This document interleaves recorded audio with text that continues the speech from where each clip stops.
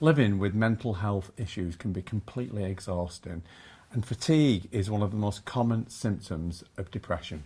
So if your mental health issues are resulting in you feeling absolutely exhausted, physically, emotionally and cognitively, then here's some reasons why.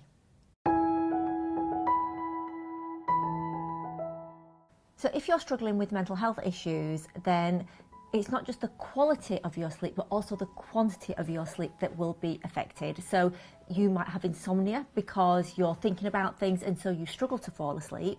Or then when you do fall asleep, you find yourself waking up worrying about things. And obviously the more tired you are, the more anxious you might feel, and it is kind of a cycle.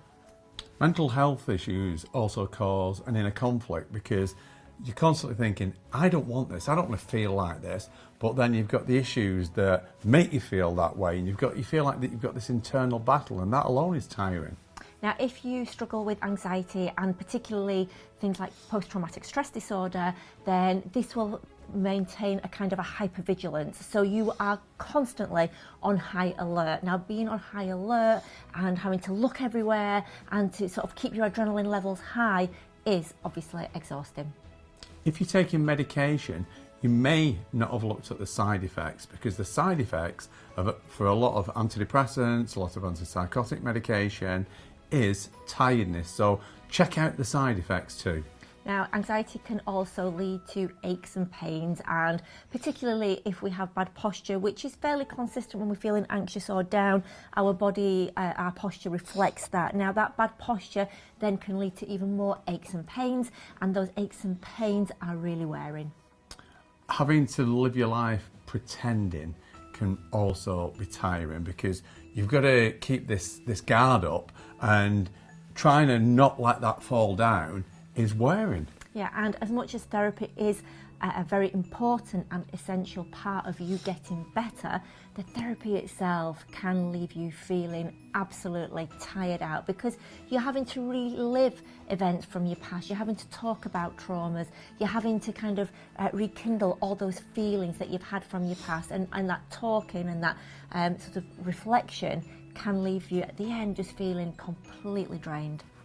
If you've got high anxiety and therefore you're constantly triggering your fight or flight mechanism, then that's constantly giving you a rush of adrenaline and cortisol, and that makes you feel tired. Well, at the moment it makes you feel anxious, but after that you feel incredibly tired. It's sort of as though you've been revving your car engine with the handbrake on. You know, it creates all this anxiety and heat, but when you take your foot off the gas, you feel really tired. Yeah, and finally, I think another thing that can be quite wearing is that if you suffer with some sort of depression, anxiety disorder, such like phobias, fears, post-traumatic stress disorder, it can be really tiring having to keep explaining yourself to people that maybe that don't understand, that maybe have never ever suffered with any form of anxiety themselves. So having to constantly explain yourself is also incredibly tiring. That is a really big thing, because a lot of people just don't understand if they've never had it. No. You know, they